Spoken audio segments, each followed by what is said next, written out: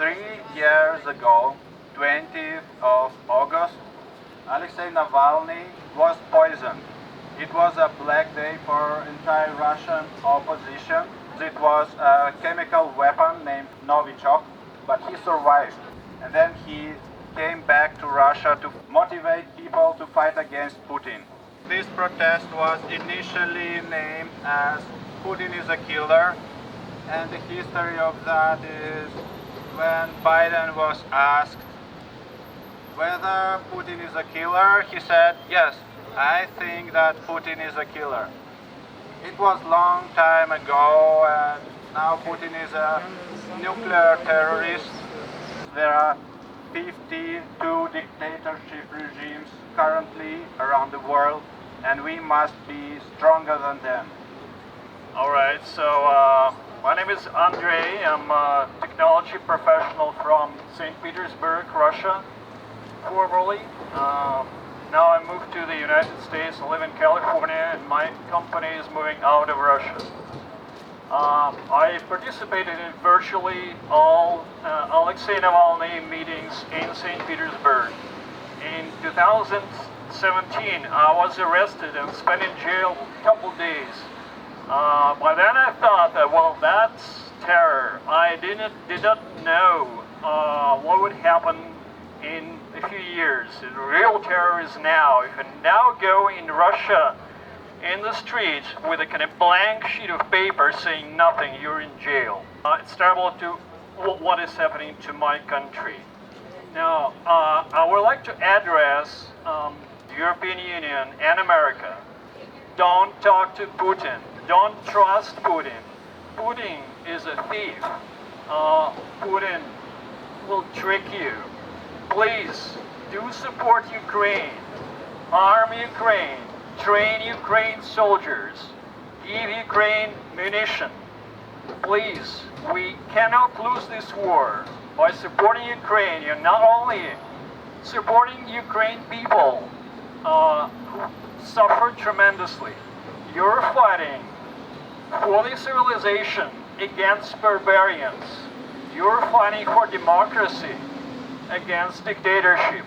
Please support Ukraine. Please help those Russians who don't support the war, who emigrated, who are now abroad. Be with them. I very much like that in these meetings I see Russians and Ukrainians together. This is so great. This is so great, and please stay united to defeat that asshole.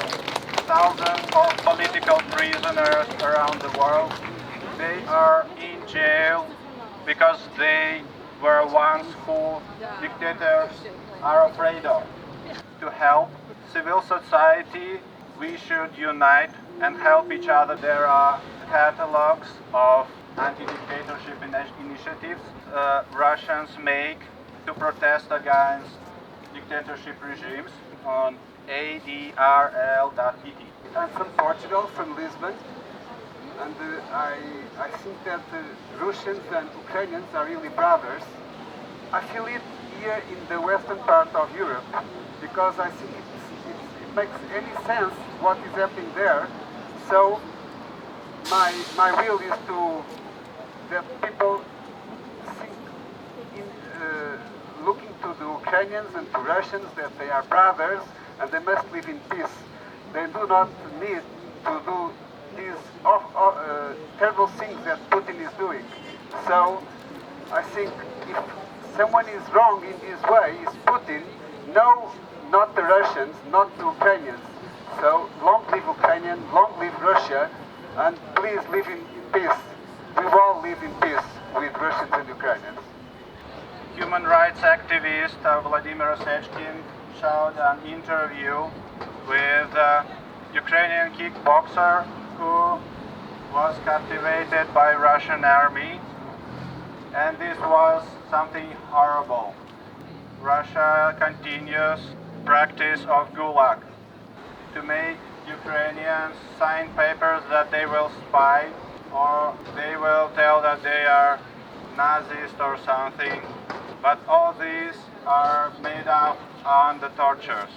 Gulag in Russia makes everything for people to be afraid of Putin, be afraid of government, to do everything they say.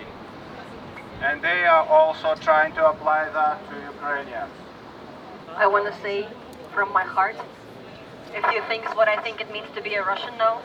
Just some notes which I did while studying and listening to others. I think being Russian in 2022 and 2023, first of all, means feeling terror every day. Because every day you watch the news and you see people being killed in your name.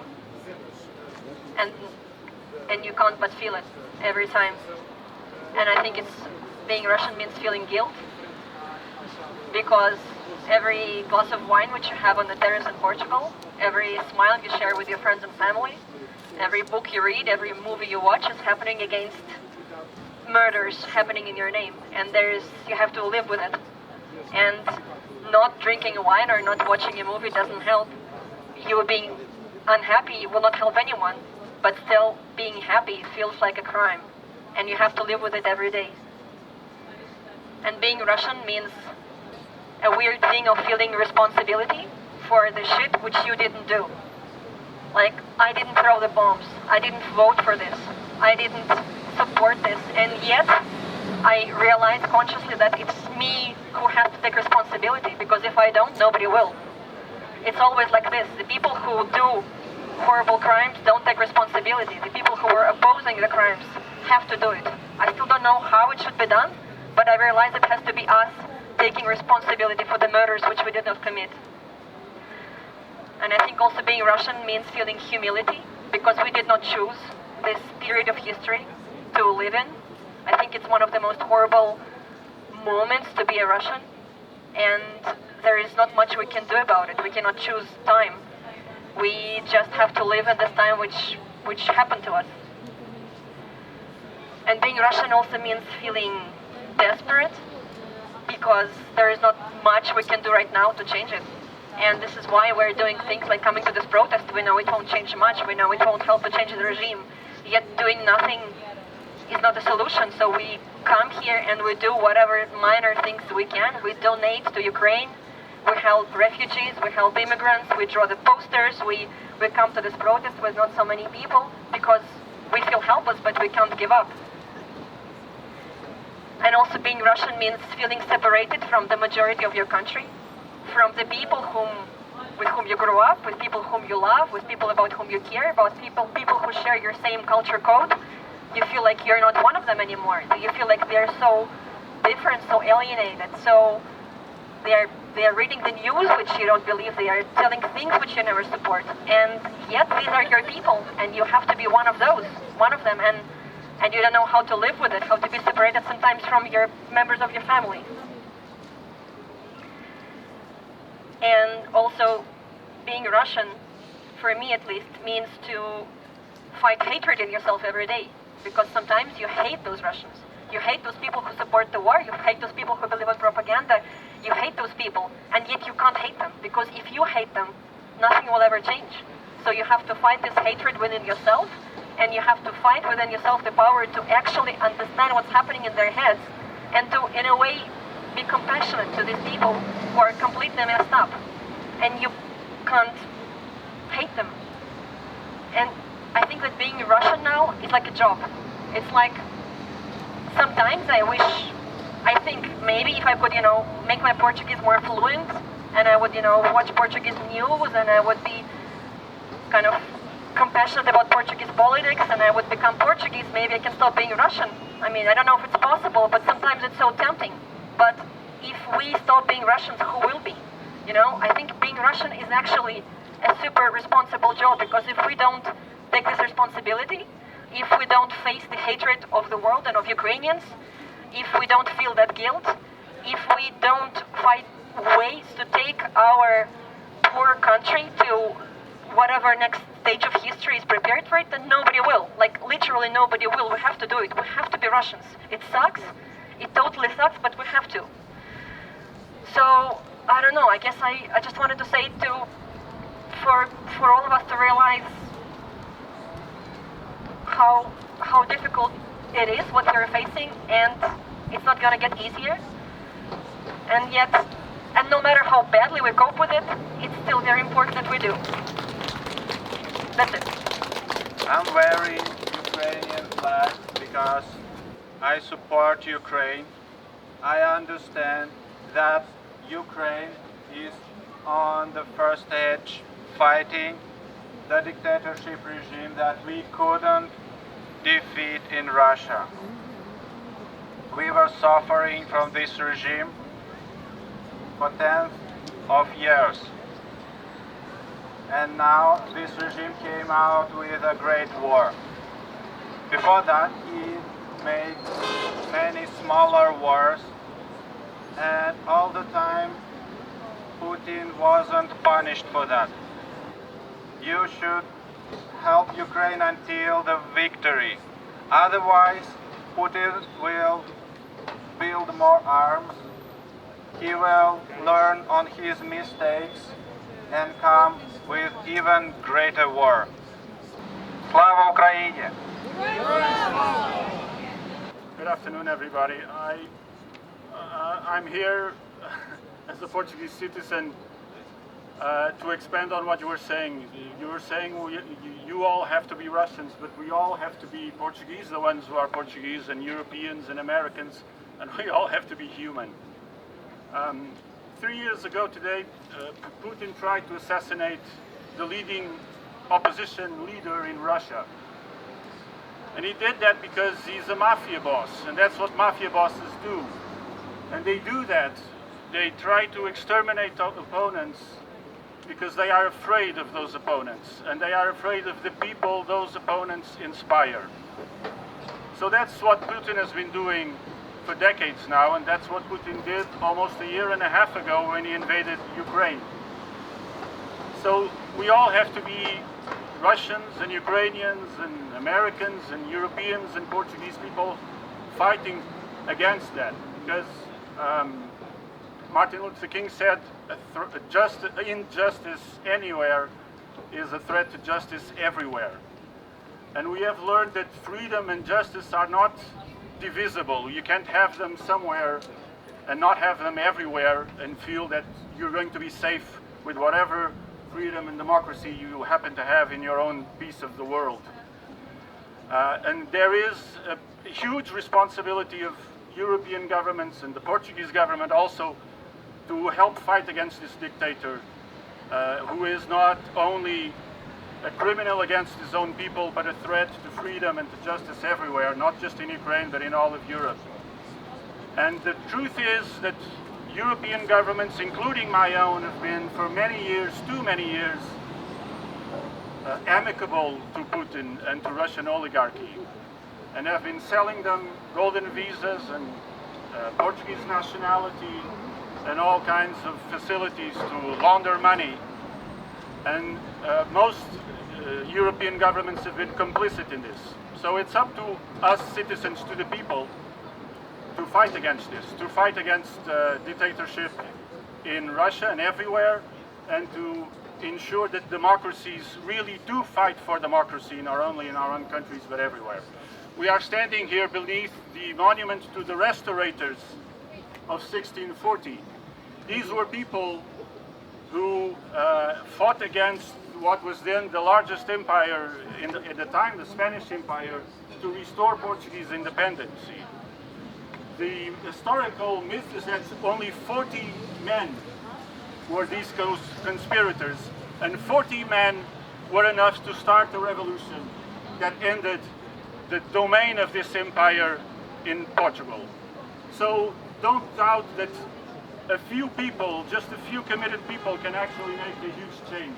40 people brought down a big empire, and this is what this monument commemorates. So if there's just a few dozens of us believe that we can make a difference, and particularly those of you who are Russians who are keeping in touch with people at home, you can tell them that the fight for freedom is not just a fight of the Russian people, but is one that people everywhere are joining. So it's important to know this, because dictatorships only thrive when people are more afraid than they are hopeful. So we must fight to enlarge hope, to spread hope, because it's the only weapon we have against the fear that dictatorships impose on people. So I'm just here to tell you that Portuguese people are also joining this fight, and we are also trying to pressure our own government to be tougher against Putin, to be tougher on sanctions, to stop selling passports to oligarchs, because that is not just a measure of our commitment to democracy in Russia, it's a measure of our commitment to democracy in our own country and to freedom in Portugal and in Europe. So thank you for organizing this protest and keep up the good fight. I would like to remind that there are other dictators around the world and they are helping each other. For example, this guy is a president of Belarus, but he is not true president, not real president. He just named himself as a president for longer than Putin did. Recently it was an anniversary of protests in Belarus. I would like to remind that people of Belarus are brave and strong.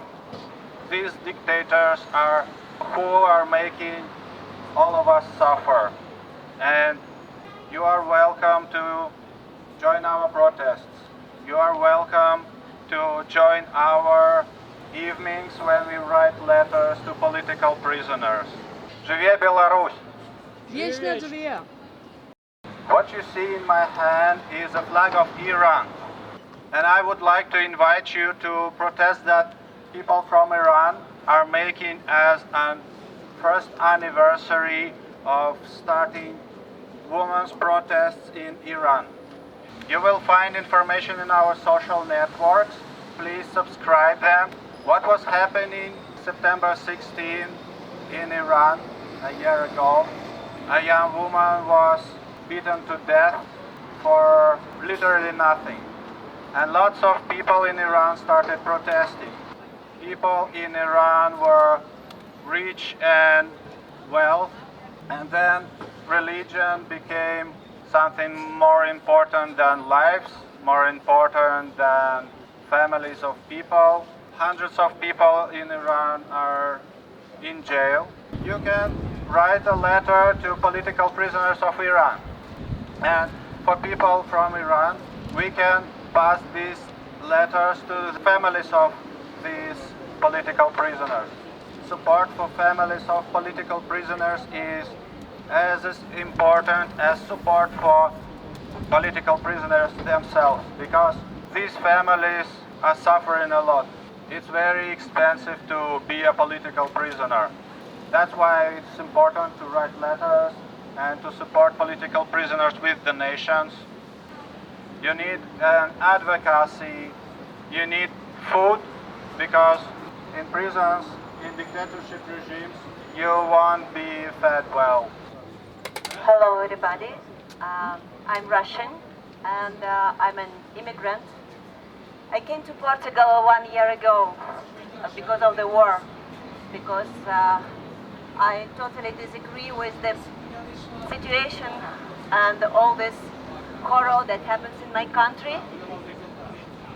And listening to the previous speaker, not Timothy, the other, I really feel the same. I want to invite the European government and the United States government to stop these political games and to support Ukraine, to allow Ukraine to win, to allow democracy to win, to all human beings to win against this, I don't know even how to say it, because really horrible things are happening. I understand that it's not possible to everybody to watch all the news, what's happening in Russia, but it's really terrible. People are tortured, people are killed, they are raped, children, men, women. It's difficult to, it's almost impossible to imagine these things now in this century. So I invite everybody to join, and I see people from other countries, and it's what I really want to say. We need to unite We need to stay together against these dictators, against this inhuman politics. Please come and join us. And here there is more information about initiatives. You can be active or you can be passive, but join just to support this movement. And also every Saturday there is a Ukrainian meetings in Rossio. Please come to support Ukraine, to stay for the humanity, by the way. Yes, not only for their own country, for every human being. Thank you for coming. We created a petition. What we all need to defeat a dictator. We need millions of people on the street telling that they are against this dictator. It's often prohibited topic to speak about politics because people starting arguing. What we want to say with this petition is that we should make politics a normal topic to discuss, because all these times dictators were telling us that politics is boring, it's the fashion to be outside of politics. What was happening is that politics became a business for a single person with over 20 years experience being a president. We don't want that. We must take care of politics ourselves. So we created a petition asking influencers, not even large influencers because they are already took their position, but smaller influencers to speak about politics. We should speak about politics not only on opposition YouTube channels, we should speak about politics in our life. Find on top of our homepage this petition and sign it. Dictators are supporting each other. Putin helped Lukashenko to stay in power when millions of people in Belarus were protesting. If not Putin, Lukashenko would fail. But if Lukashenko would fail, Putin would also fail, because we are in Russia, we're waiting for success. That's a big problem. We don't have a success story. We really need a success story. We need to defeat at least one dictator. After that, others will have no other choice to just run away. Нет войне! Нет войне! Нет войне! Нет войне! Путин убийца! Путин убийца! Путин убийца! Путин вор! Путин вор! Путин вор! Путин вор! Очень приятно оказаться в атмосфере протестов, которые были в Москве. У нас еще один был любимый лозунг: «Долой царя! Долой царя! Долой царя!» Долой царя! The last thing I would like to tell you is that this topic of empire, regions were joined to USSR with army force, and this is what Putin is trying to repeat. He was born in USSR and he is old now, and he's trying to bring back his childhood, bringing back USSR. He cannot do that anymore. People do not want to join Russia because Russia brings death and tortures to their lives instead of bringing wealth and prosperity. What I want to say is we should not think of the past. We should think of the future. In one of YouTube channels, one blogger said that people in Ukraine are removing monuments of Pushkin. That's their business to remove anything they want because it's their country. But he said that people in Russia might consider removing monuments of Pushkin and replacing them with monuments of Russian rappers. Kasta, Oxymoron, Noise MC. They are against the war from the very beginning. So So that's what we should do. We should look into the future.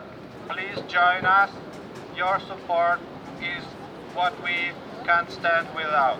Thank you all for coming today, and I hope that you will subscribe our social networks and join our next protests.